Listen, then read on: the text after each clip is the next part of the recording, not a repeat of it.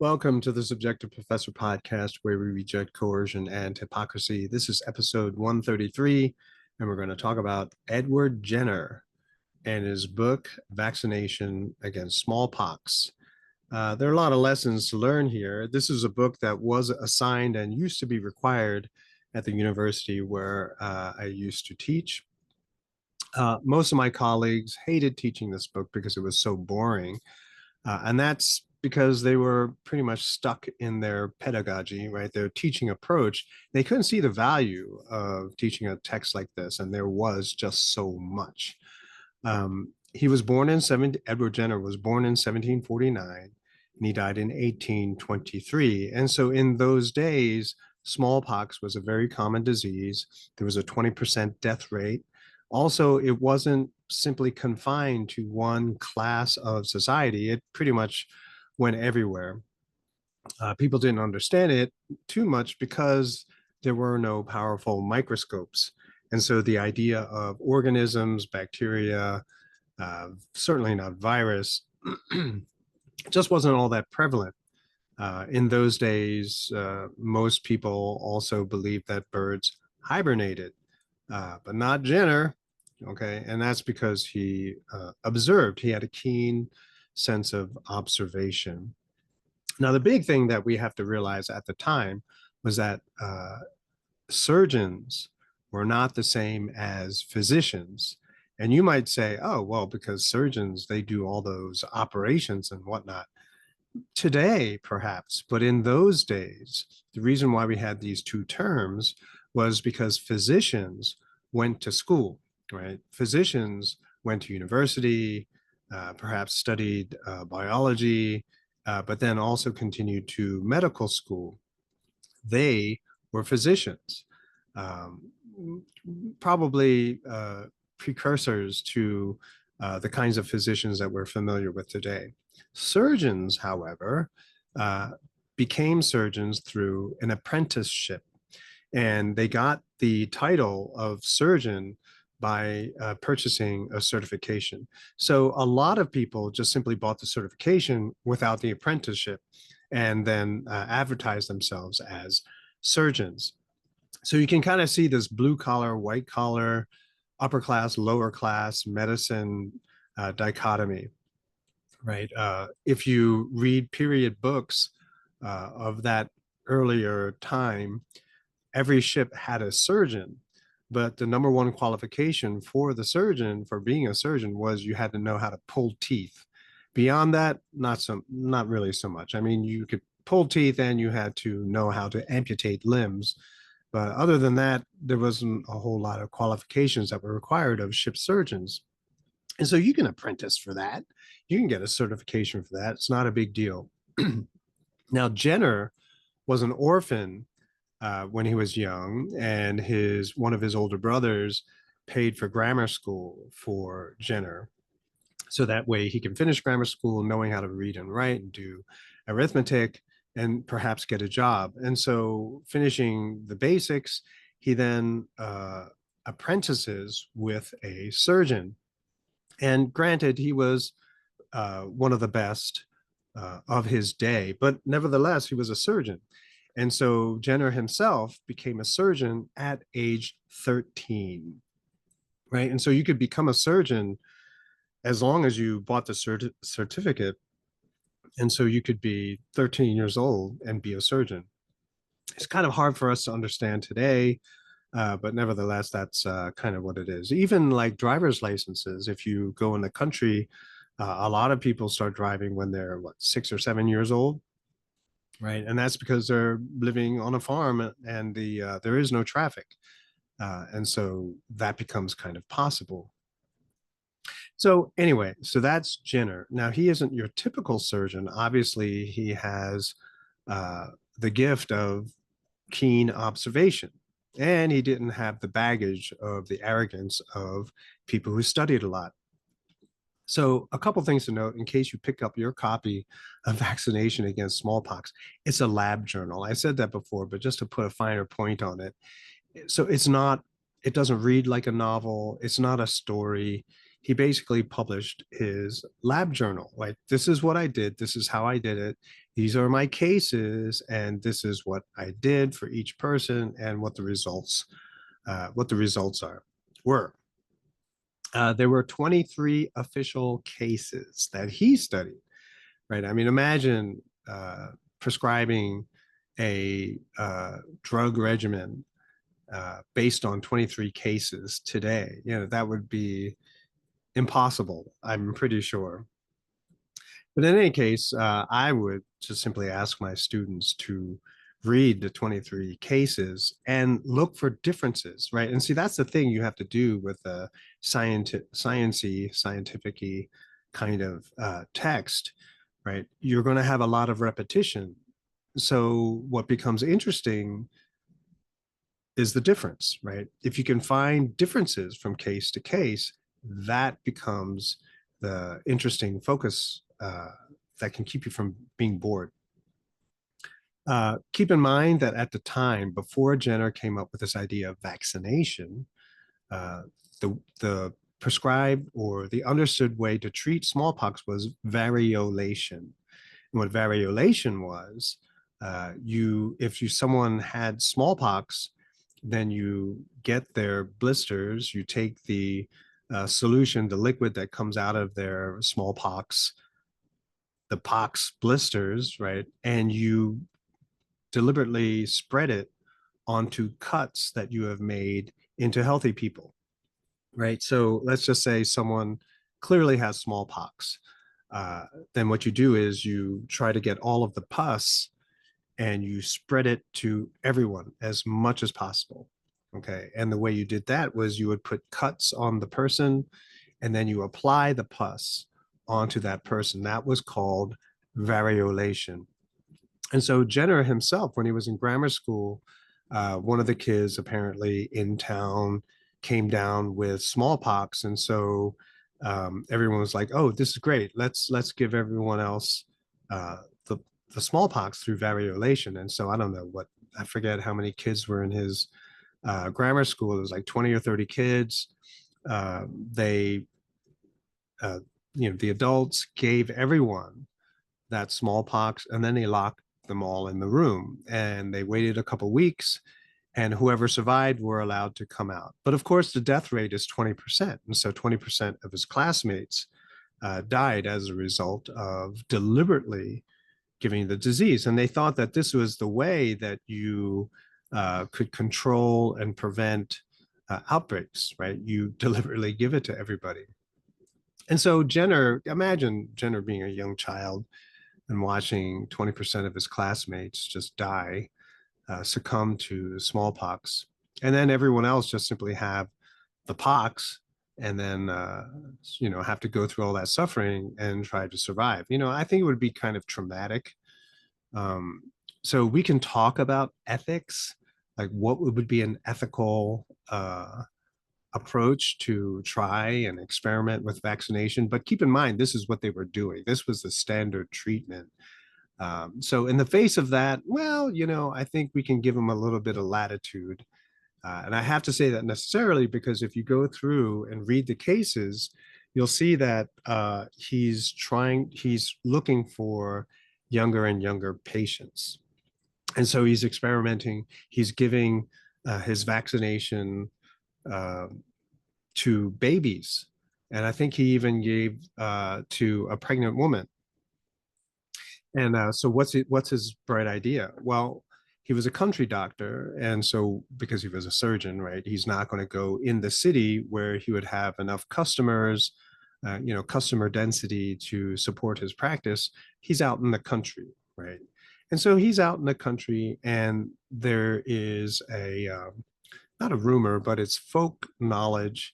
Everyone knows that milkmaids, the maids who milk the cows, don't get smallpox.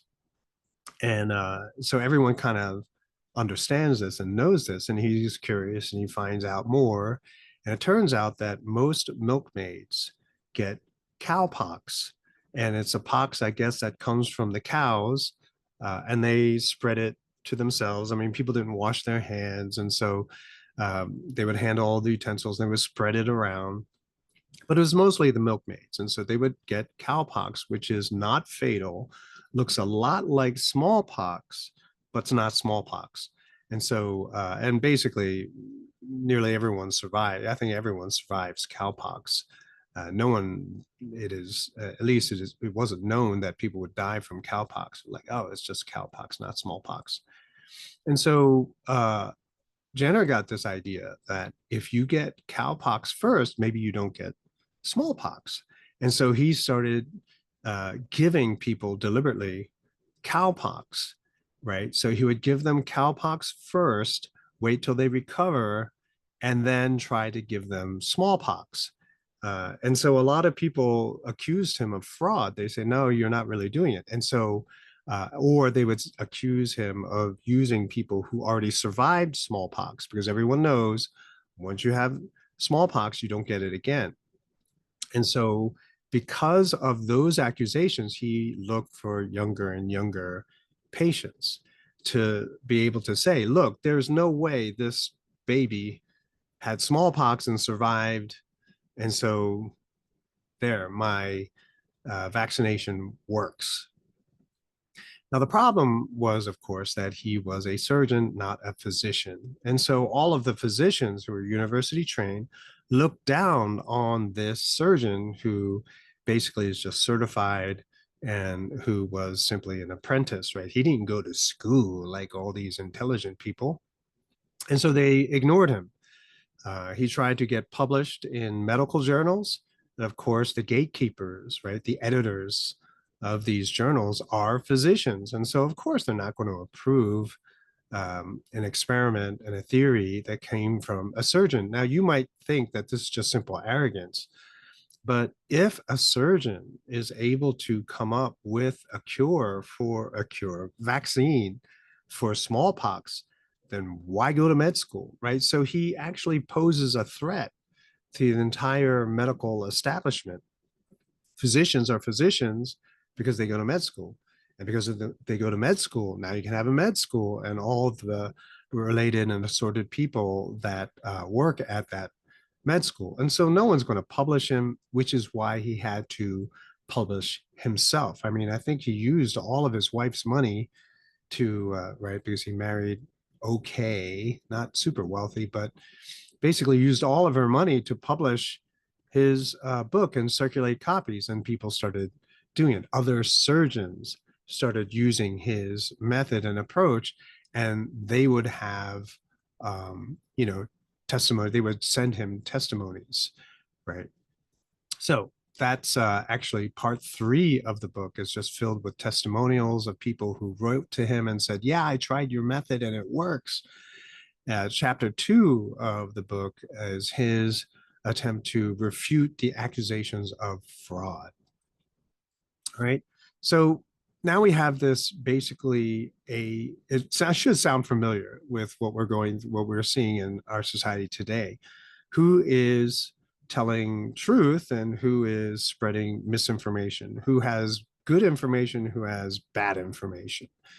Um, Now, a lot of people might think that you need all this medical training in order to come up with something legit, something legitimate. But I just want to float out there that it is possible for a young, untrained person to come up with an idea, a groundbreaking, revolutionary idea for medicine.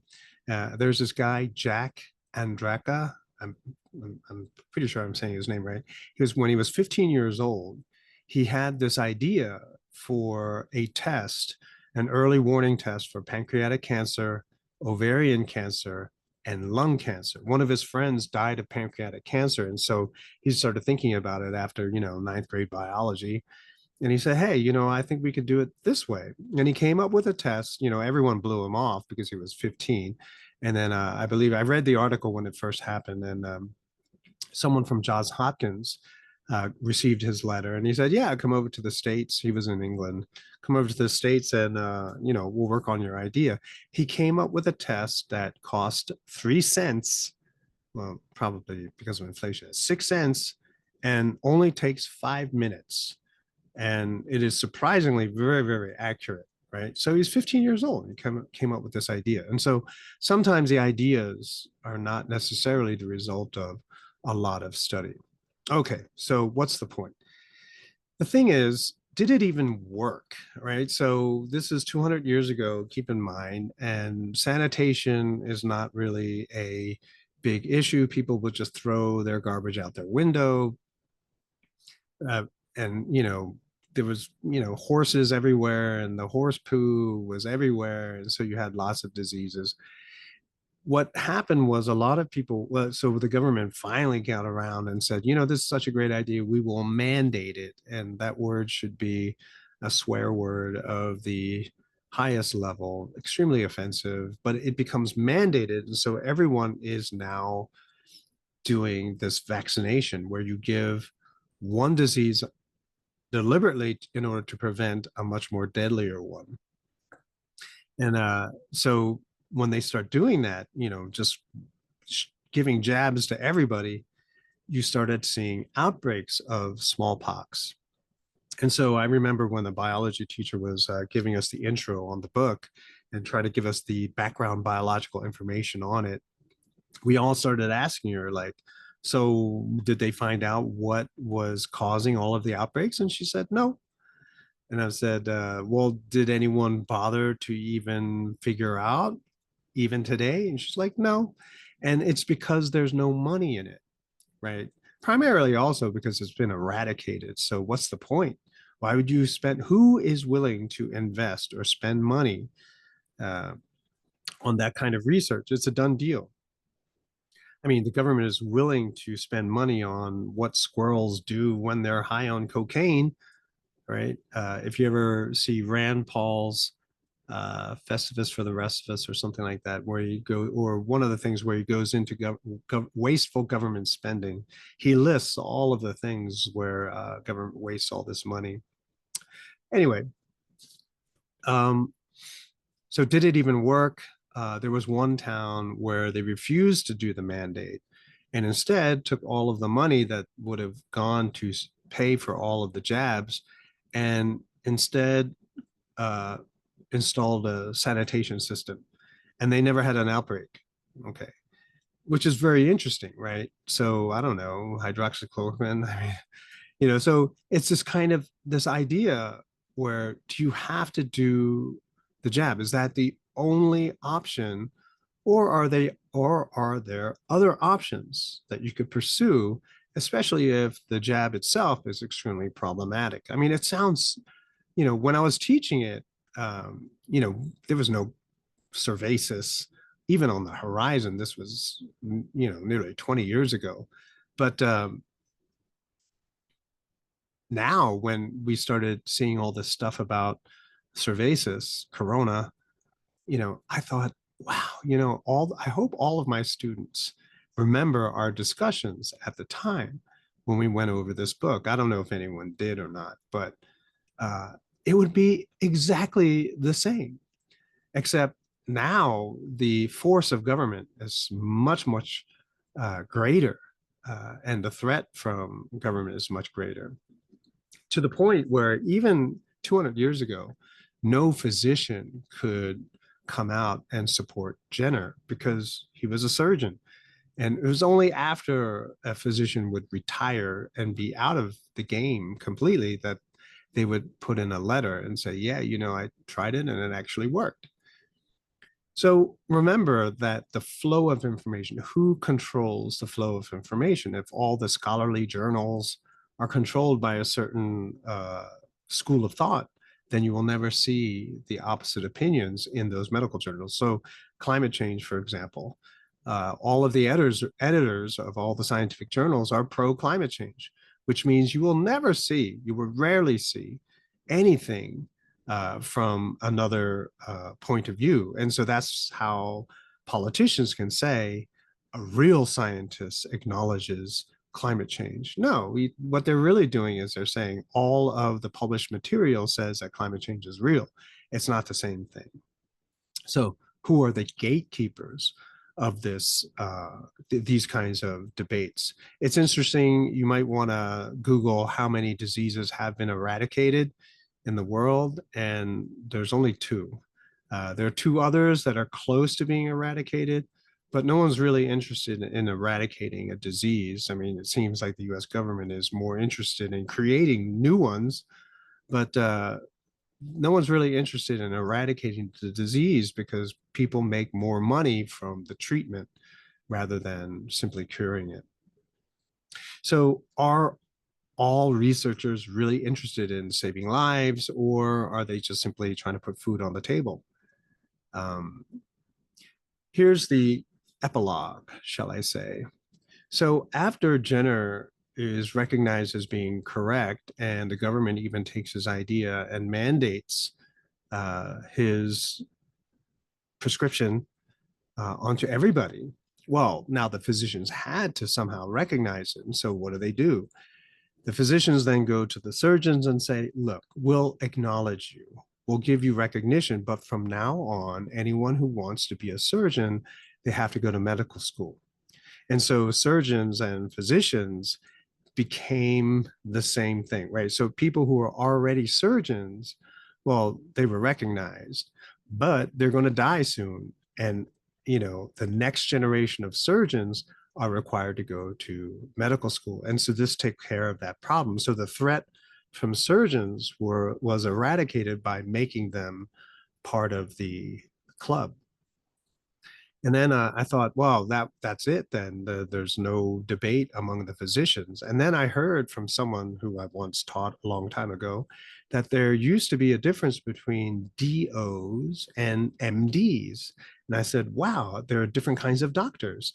Uh, uh, a doctor of osteopathic medicine, right, a DO, or a doctor of medicine, right, a medical doctor, MD. And so even physician associations like the AMA, American Medical Association, it's only one of many, but the AMA is full of MDs. And so recently what happened was MDs got really upset because they couldn't apply to certain doctor positions because you had to be a DO, a doctor of osteopathic medicine. So you can kind of tell that the DOs training was a little bit more rigorous, perhaps, but it definitely was different. And so some hospitals looked for DOs, not MDs. And so there was more opportunity for DOs rather than MDs. And so MDs were getting really upset at this. And so they had a big meeting and they said, you know what? Okay, so we'll just allow MDs to apply to DO jobs. And so basically, um, they they had to make this compromise, very much similar to the whole surgeon physician debate a long time ago. And you begin to see this pattern all around us, where if one group starts to succeed, at first they're being ignored, they're being blasted, they're being put down, they're not being recognized, they're called fake. And then because once their success becomes unignorable, then they just simply make a deal. And so then it all goes away. This pattern exists and is constantly repeated. You see the establishment, then you see the new ideas that revolutionize the field, and they get subsumed. They become part of the establishment, right? After a lot of compromise. And so it is us, the consumers, who are getting the short end of the stick. But yeah, I just thought I'd mention it. It's probably safe now to talk about these things, but in the classroom, definitely, I would always talk about this stuff. And it's unfortunate that the school decided not to teach this book any longer. And so this aspect of the medical field of science is no longer even mentioned in the class. And that, I think, for the United States anyway, is not a good thing. But that's it for this episode. Tomorrow, I want to talk about a Mises article I just saw um, where it talks about reality is not a social construct. I'll talk about that tomorrow. But until then, have a good night.